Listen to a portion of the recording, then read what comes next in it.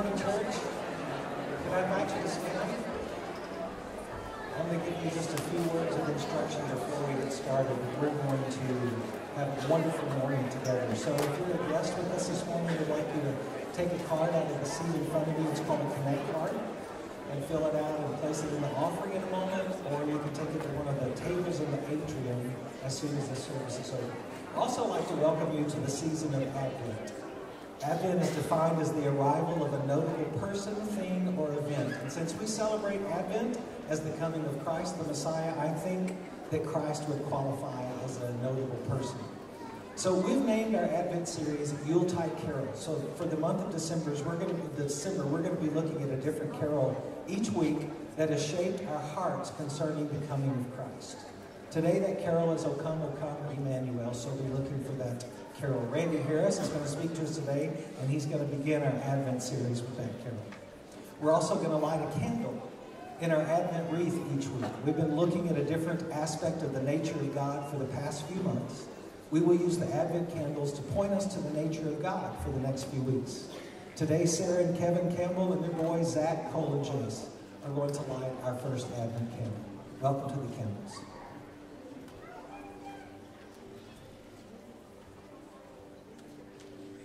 Today, we light the Advent candle of hope. God, we remember the promise of your Son. As we light this candle, may the blessing of Jesus shine on us, brighten our way, and guide us in truth. Give us the light of your Holy Spirit, so we may be a light shining in the darkness, welcoming others as Jesus welcomes us. Hope is our confidence that you will do all you have promised. Jesus is our hope, and we wait for his coming. Blessed be God forever. Amen. Thank you, Campbell family. The Advent candle of hope. Let's celebrate this Advent season in song.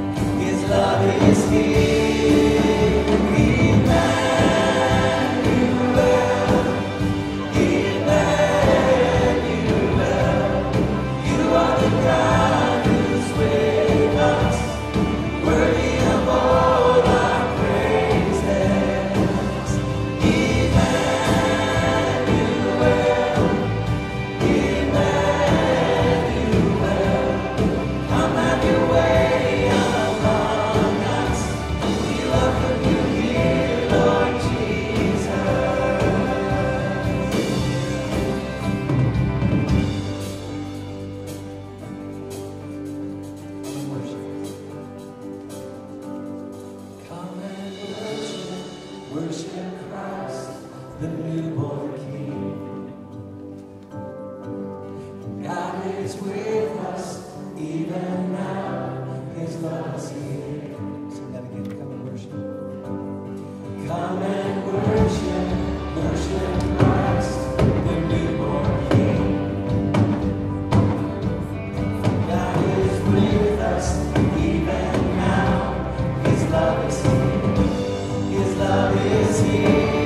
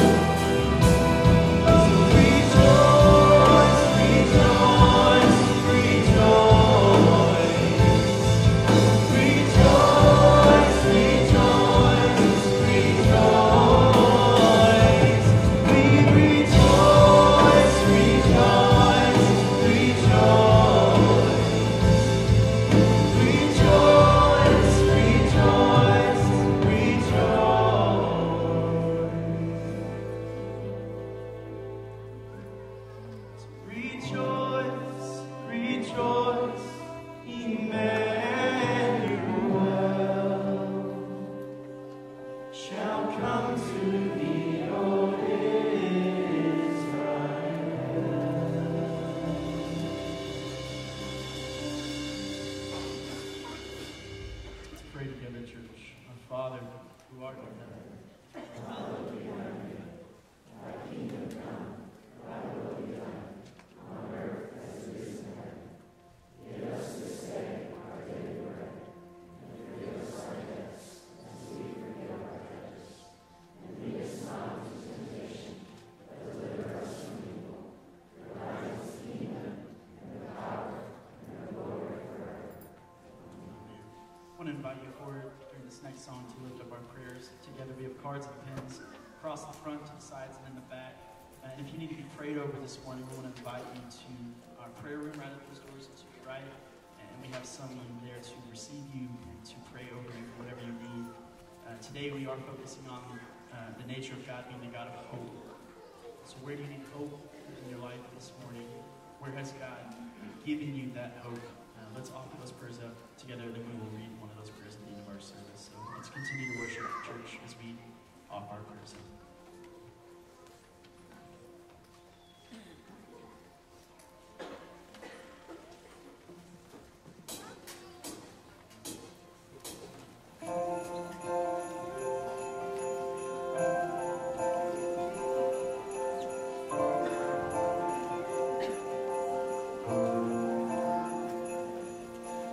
One star burns in the darkness, shines with the promise, Emmanuel. One child born in the stillness, living within us, Emmanuel. We're singing glory, glory. Let there be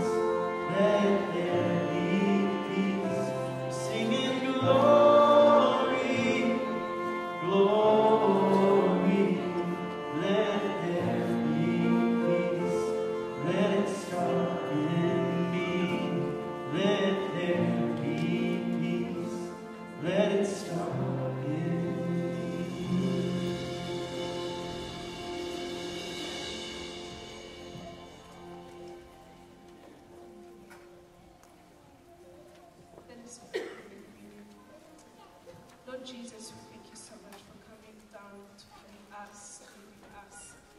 And Lord, for sharing and for eating and for giving us this promise that every time we dine with you and we remember your love and that you died for us and your body and blood.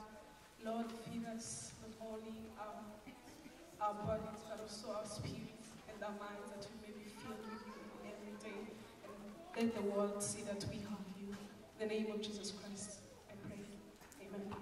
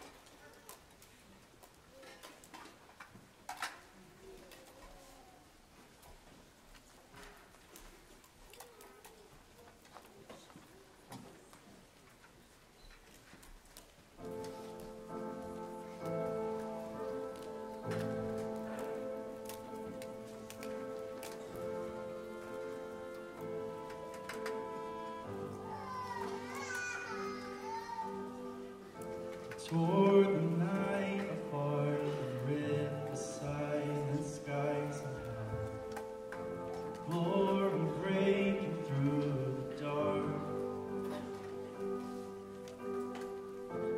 Here our worlds collide, divinity and man can find its great design drawn up in me. And you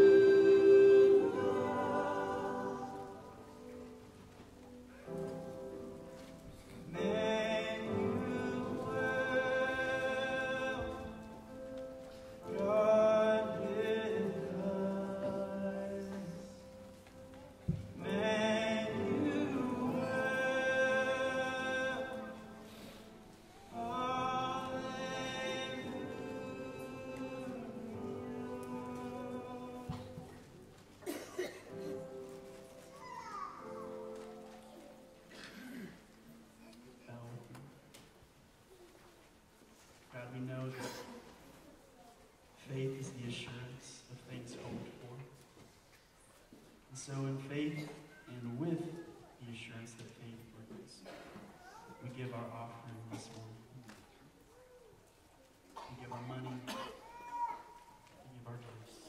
We hope in a generous God who meets our needs. We hope in a creative God who multiplies our gifts. And we hope in a mysterious God who invites us deeper into his wisdom and his kingdom. So God of hope, we ask that you would accept this offering. We ask that you multiply it for your glory, your honor. In Jesus' name, amen. We want to go ahead and dismiss our kids to worship. Ages 3 to 5, you can go ahead and stand and head out those doors, and Miss Suzette and her team will meet you there in the South Atrium. And while the kids are leaving and we're giving our offering, we're going to see what's going on with our vision. The vision at Highland is restore Highland, restore Abilene, restore the world. Today, we're going to give you a glimpse of what's going on with Restore Abilene. Turn your attention to the screens, please. Highland's annual restoration offering is next Sunday, December 9th. We continue to give thanks for the great spirit of generosity at Highland that allows us to join God in restoring all things. Next Sunday is another opportunity to continue to move the restoration vision forward in faithful ways. Today, we want to highlight works where we step out of our walls into the city of Abilene to bring comfort and good news to our neighbors and our city. Each week, we gather together to worship in the first step of the restoration pathway. During those services, we focus on a different attribute of God each week. The end of the book of Isaiah reveals some of those aspects of the nature of God. In Isaiah 40, we find a people wondering if there is any source of comfort for them in their vulnerable and mournful state. The scripture reveals that God is the God of comfort and speaks words of redemption, hope, and a new beginning and restoration. We worship the God of comfort each week, and we want to show God's comfort in our city as we share the good news of Jesus. Here are some different ways over the last year that we joined Jesus in proclaiming the good news of the gospel and showed the comfort of God to our neighbors. The work of Highland's CMA Food Pantry brought comfort through much-needed meals to people who hunger in our city. The Abilene Independent School District provides free or reduced meals for students throughout the year. Highland was made aware that there are 17 days in August when those meals are not available. Highland took the lead in filling this gap, and 177 volunteers served meals to 1,132 neighbors. We are wanting to partner with more churches in the summer of 2019 to increase that program and find ways to take meals to the neighborhoods that need them most. Your contribution next week will give us the opportunity to do this. There will be an update in service today about the St. Anne Project. If you want to join in the citywide effort to address homelessness, then you can volunteer in January for the Point in Time survey. Details are in your bulletin. Highland continues to provide funding and mentoring for people trying to get their GED. Just this past week, we received a thank you note from a 39-year-old mother that finished her GED on November 14th. She was one of 8 students to get their GED just this fall alone. If you want to join in mentoring students in this program, then go to the tables in the atrium. People gather to proclaim the good news of Jesus at our Freedom Campus and Grace Campus each Wednesday evening. These worship communities share meals, worship, and relationship with people from the city of Abilene. All are welcome to join in the meal and worship every Wednesday night from 6 to 8. You can go to the Highland website to find the addresses where these campuses are located. A team of people go to our local jails and prisons to share the message of Jesus, as well as life in Christ with those that live there. Our God is in the restoration business. God comforts. Jesus is the good news needed for our city. Each week, you can go to the tables in the atrium if you want to join the important work of restoring Abilene as we show God's comfort and share the good news of Jesus. You can also help this work continue by giving generously next week in the restoration offering. Well, good morning. We're glad that providing comfort to all the people in the city of Abilene is very close to the heart of God and also the heart of the Highland Church. We want to take a few minutes. This is my brother, but he's also the president of City Square, a nonprofit in Dallas that we're in a partnership with on the St. Anne Project. Because you probably have a few thoughts in your head. One is their poor mother. And 2, what's going on with the St. Anne Project? That's something that we had a groundbreaking for almost a year ago. We're hoping for more progress than we've had up to this point. So we wanted to take a few minutes and talk about that project and let you know where we are in that process. So why are we delayed? You know, it's kind of an embarrassing soon to have a groundbreaking and build momentum, and we're hoping to move people in, and why hasn't that happened yet? Sure. C-Square's done a number of these kind of housing projects, and every single one has delays and obstacles. And so we're kind of an embarrassment until they're done. And then we're a triumph, and we're a national hero. But it's not pretty until we get to the finish line. We are in the fourth quarter. We're getting close. But this project, like the others we've done, has had delays. It's a historic project, and so we've had to get a lot of historic designation, and there weren't the necessary historic documents, so we've had to do a lot of digging to find those, and we've done that. And we've gotten to phase 1 historic approval, and now we're waiting on phase 2. There was a fire, and the fire threatened the entire project. We weren't sure if we're going to be able to continue, but thankfully we've been able to still make this project work. But that was a significant delay. And then most recently, the tax changes, the federal tax cut, devalued the price of the tax credits that we are selling in order to fund the project. And so instead of getting like 94 cents on the dollar, we're going to get like 80 cents on the dollar.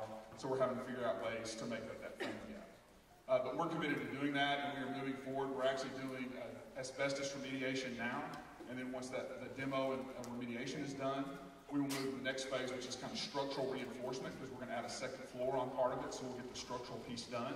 And then when we can close that funding gap, we'll move into the construction phase. So we're actually making progress, even though it doesn't feel like it. So when will we know, there is going to be somewhat of a gap for the project to be completed. When will we know what that amount's going to be? We hope to know first of the year. So hopefully in the next 60 days, we're going to know that. We will make the necessary phase 2 revisions to the historic application. And then there's a statute that requires the historic folks to get back to us within 30 days of submittal. So they can't hold on to it long. So they'll come back, kind of approve the new design plans, and then we'll be ready to go. And why should we be hopeful? I mean, how is City Square still committed to this? How should we be hopeful that this is going to get done?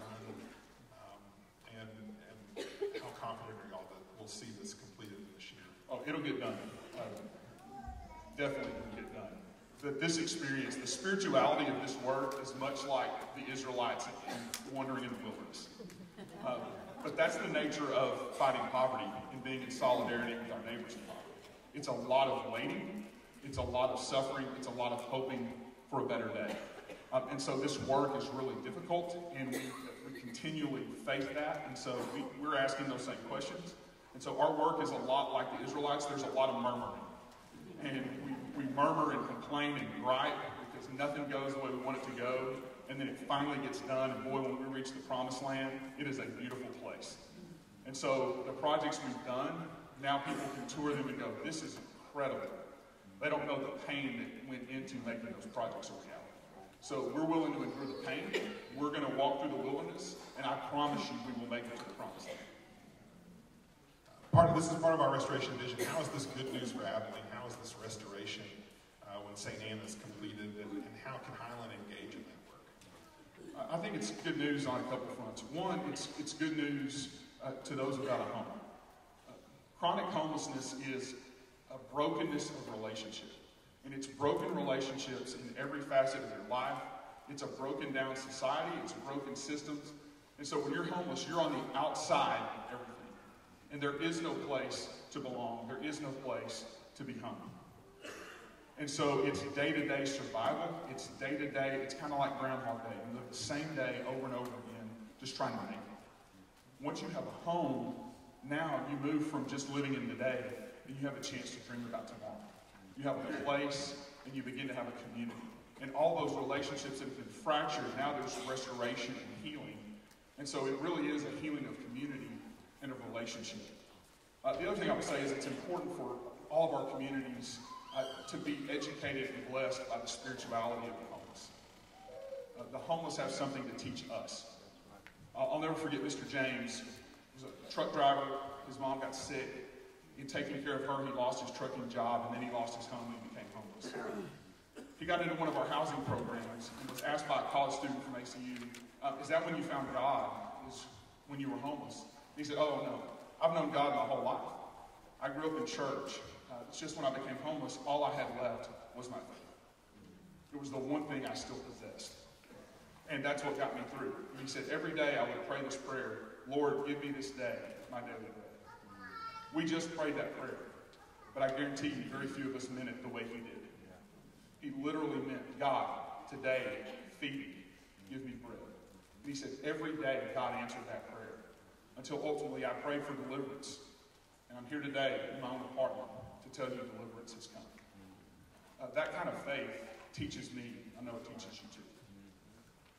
Well, thanks for coming and giving us this update, and thank you for all the work that's been going on, to the countless paperwork for a historical tax credit and all those details of the work that you continue to do, and bringing your experience and expertise to help make this a reality. I remember when the historical tax person saw the St. Anne project, she said, "Whoa, this is going to be a doozy," which it is, but that's restoration, and we're willing for God to work in the brokenness of that structure to remind us that God works in the brokenness of our lives. Thank you, and I'm thankful to this church for your courage to be a part of this and for your perseverance. It speaks well of you and your faith, and I know it's going to be a light in this community. Great. As we've talked about the fact that all of our neighbors in our city are important to God, you also have neighbors sitting to your right and your left. And so as we continue our time in worship, stand and greet one another in the name of Jesus.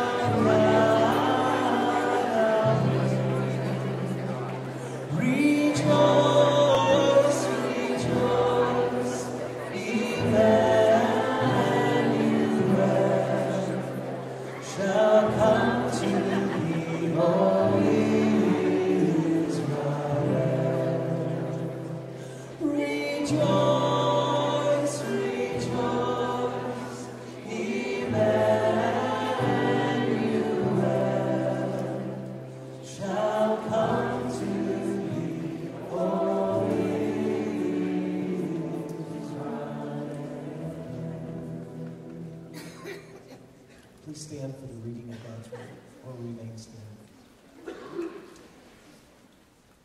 Let no debt remain outstanding except the continuing debt to love one another. For whoever loves others has fulfilled the law.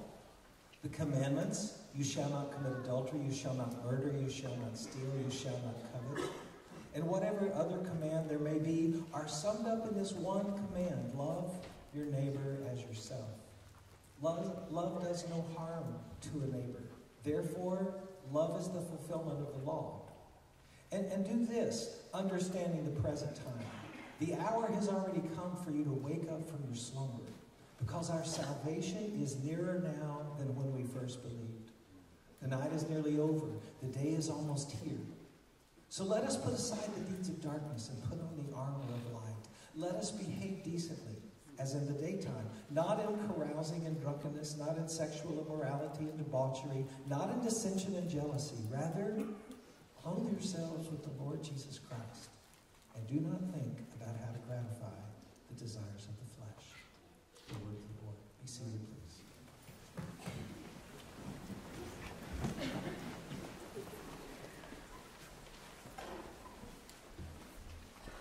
It's altogether appropriate that on the first Sunday of Advent we have an announcement about a delayed project. Because that's the way it works. And I assure you, those months or year, whatever that delay turns out to be, is nothing compared to what Israel experiences with her God. Because the Old Testament, as Christians provincially call it, or we might call it the Hebrew Bible, ends more or less with a question. The children of Israel have been in exile. They've come back to their land, but they're not really free. The experience of exile hangs over them. And they are dominated by one party after another, and God goes into a 500-year slump. Now, you feel better about the St. Anne's Project, don't you? What's a year or two? And they're waiting. And they're waiting. And you can almost hear and feel the longing in the Christian hymn, the Christmas hymn that we sung, O come, Emmanuel. Come and rescue us from this exile.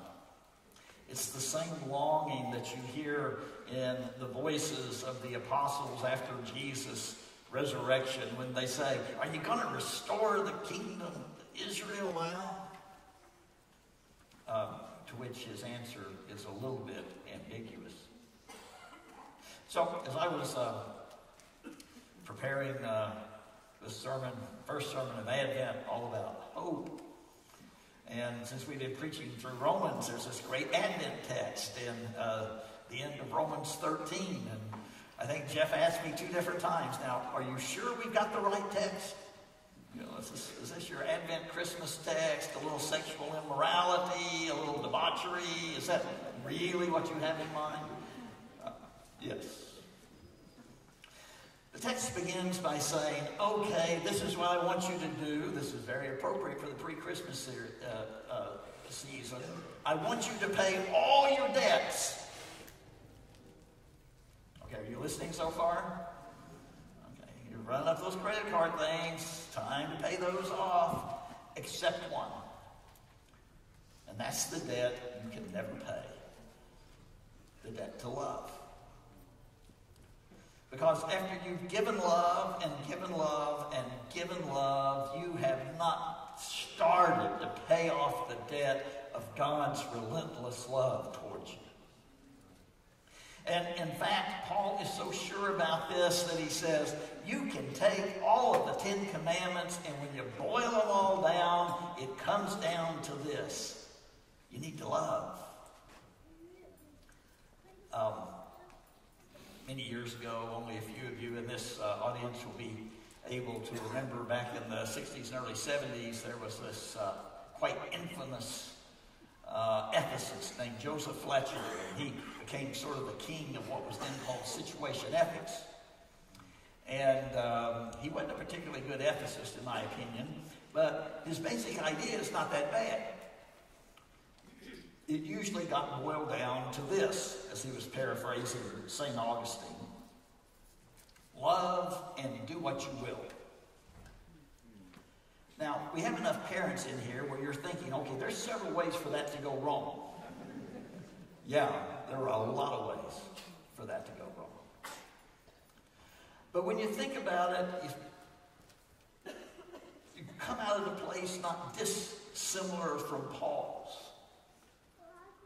who says this: it's always about acting in love. And what the 10 Commandments were designed to do was to be an instruction manual on how to love your fellow human being. And I don't mind telling you, if I could sort of change the world simultaneously at this moment, where every person would always act out of love, I will take my chances. Well, that doesn't mean everybody's always going to do the right thing. We're often short-sighted. We often don't have great judgment about what love requires of us. But what difference it would make if we would just love. And Paul says, no matter how much you love, you'll never pay your debt to God. And for Paul, there's always hovering over this, the love of God expressed in Jesus Christ. In Paul's words earlier in Romans, he died for us. In the first service, we sang, my hope is built on nothing less than Jesus' blood and righteousness. And this is not the day for me to talk about all that's come to mean to me. I'm not sure I can trust my emotions to do it. But for Paul, the hope of the world is built on Jesus Christ. Now, so far, I've been talking quite eloquently, actually, about love, but that's not the deal for the first Sunday of Advent. It's hope. Okay. When Paul talks about this debt of love we can never pay, you get to the middle of that text and he starts to make this turn and says, okay, this is why you love with such intensity and with such urgency. And it's because our salvation is nearer than it's ever been. And he uses these graphic images. He says, the time of night is gone, dawn has come upon the world. And it's as if you can feel the end pressing in. And it's because of this hope of God finishing what he started that we feel this urgency. Most cities are different, little different places in the daylight and in the dark. Of the cities I've been to, the one that is the most different in the daylight and the dark is Amsterdam, which is actually quite sweet in the daytime. You go to museums, and walk along, and there's just wonderful things to see and do, great history, and then night comes upon Amsterdam. And there's a whole different set of things to do. And it brings out a whole different group of people. And it almost makes you say to yourself, is this the same city I was in earlier today? Paul gets that. He says, okay, the time for the nighttime activities is passing away. And you lean into now the dawn that is coming. And in the New Testament, this is always a little confusing. I don't know which is a better time. Is the better time Christmas, or is the better time the time right before Christmas? Like Christmas Eve, maybe the day before, because boy, there's something sweet about the anticipation. And right before Christmas, almost anything is possible. And when you're a kid, you don't know, maybe you'll actually get that Red Ryder BB gun. If you didn't get that reference, you're just not well educated. Not much I can do for you. And then about noon on Christmas, it's all kind of a letdown. And here we are, we're in that period leading up, where we're leaning in, where we're anticipating the coming.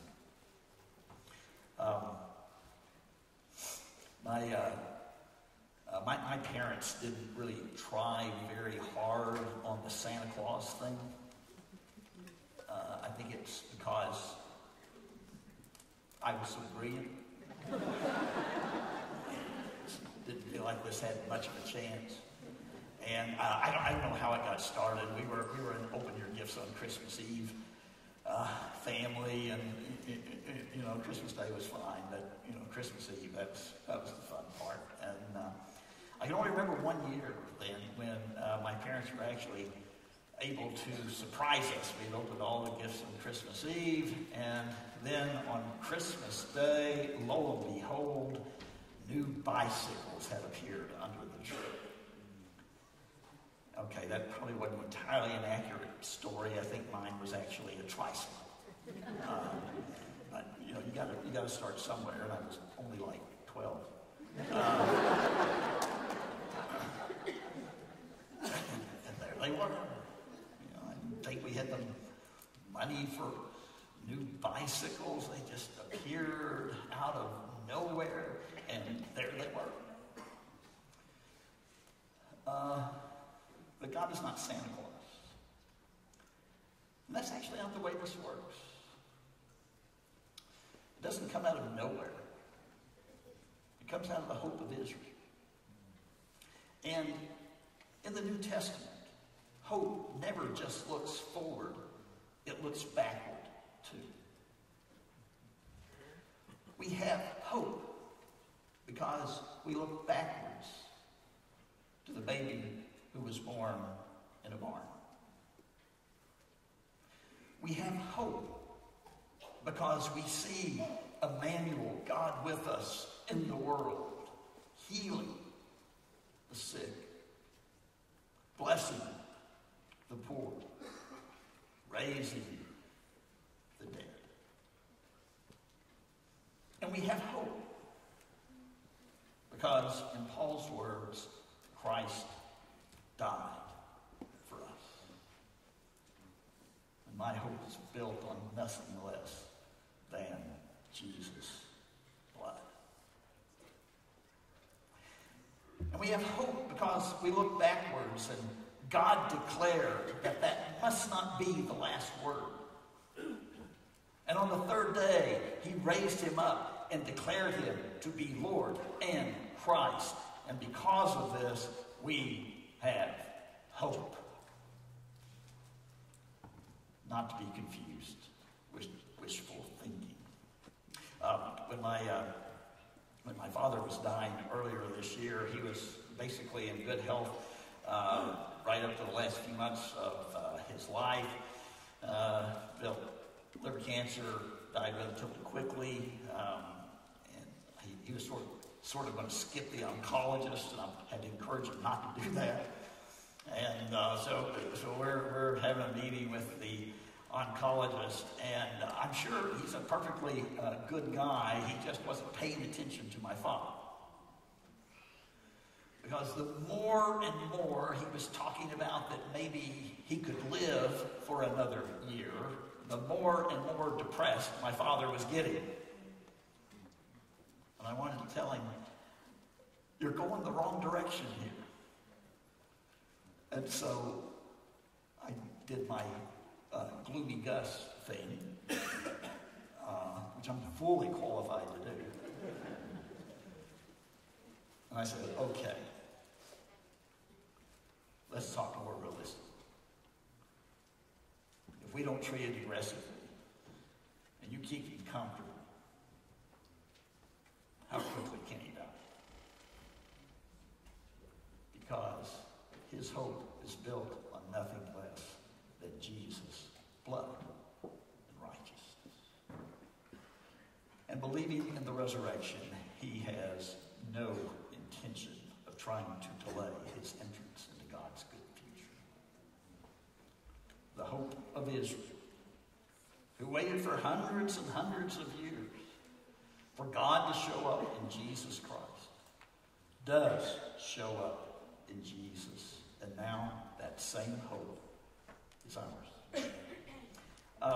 Everything changes when Emmanuel comes into the world. Time accelerates. The end has come. It's already pressing in on us in the presence. And our salvation is ever nearer because once Jesus Christ has come into the world, now the end is accelerating and is inevitable. And so we live as the people of light because dawn is already coming. I want to take just a couple of minutes to make a distinction between two English words that we often confuse. One is wishing, and one is hoping. and they don't have that much to do with each other. I freely admit that the last time when the Mega Millions hit whatever it was, 500 million or whatever, I bought a ticket. Now, I believe in God, so I just bought one. Anything more than that would have displayed a lack of confidence. And I wished to win. I wish the Rangers had a better team. Neither of these things is grounded in any kind of reality. They're just wishes. But hope doesn't work that way. Hope is grounded in the actions of God and the world. Hope is grounded in the fact that God sent Emmanuel in response to the question with which the Old Testament ends, that he'll rescue us from exile. Hope is grounded in the death and the birth and the death and the resurrection of Jesus Christ, which is God's promise that what he has started, he is now bringing to completion. So, we don't wish for a time when every child will have parents who love them and have the ability to put a present under the tree. We hope for it because we know this must and will be. We don't wish for a time when homeless people will be treated with dignity and have their own vine to sit under, and that no one will make them afraid. We don't wish for that. We hope it because we know this must and will be. We don't wish for world peace, and we certainly don't trust in those who are currently pursuing it. We hope for it because the Prince of Peace has come into the world, and this must and will be. We don't wish for the resurrection of the dead and the coming together of the great reunion, God's final restoration project. We don't wish for it. We hope for it because we know it must and will be. Hope is grounded in the relentless love and work of God. This first day of Advent, we probably have lots of children wishing for a lot of things. But as Christians, we know what we hope for. And we know where it's grounded. And we know this will be. Oh, come, Emmanuel.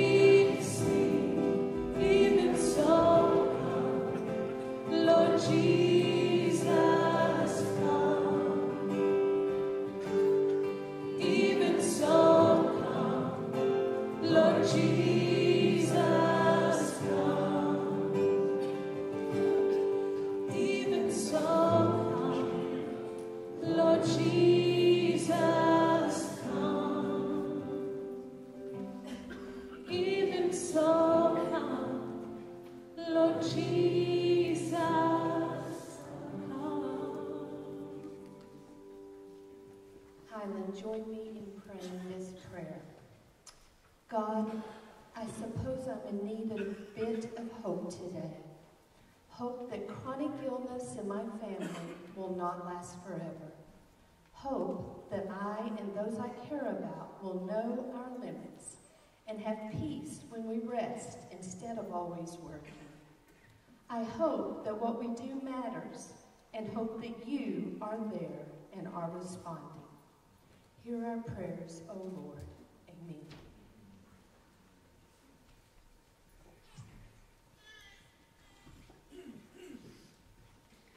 We are all a part of an important time in Highland's history as we engage in the prayerful process of selecting a new preaching minister.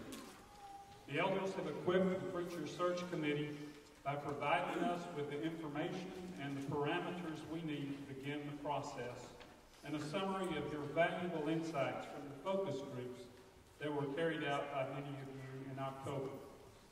They've also covered us in prayer.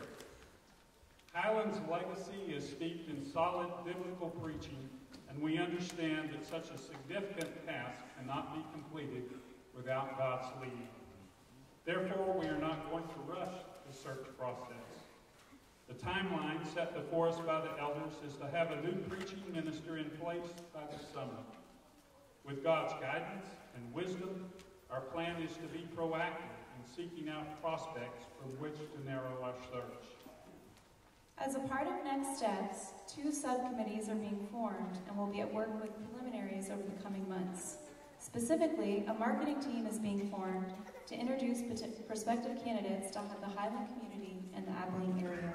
A sermon evaluation subcommittee is also being created to listen to candidate sermons. Both subcommittees will involve additional Highland members, as our desire is to include broad participation from our church family.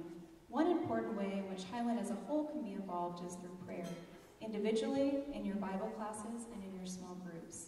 And this afternoon from 4 to 5, we encourage you to join us as an entire congregation to pray for this preacher search, which is being led by Highland's prayer ministry.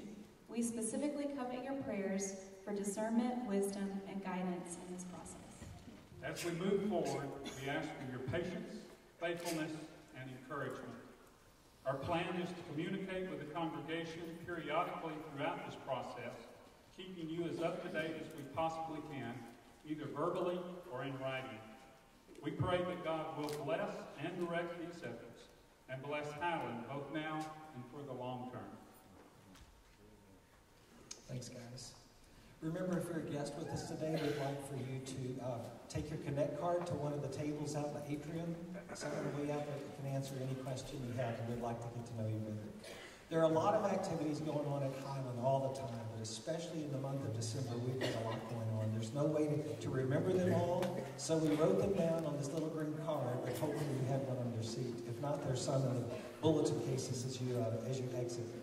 So I don't have time to mention everything that's on the card, but you're going to want one of these because there's some great stuff happening all month, and you're going to want to be a part of it.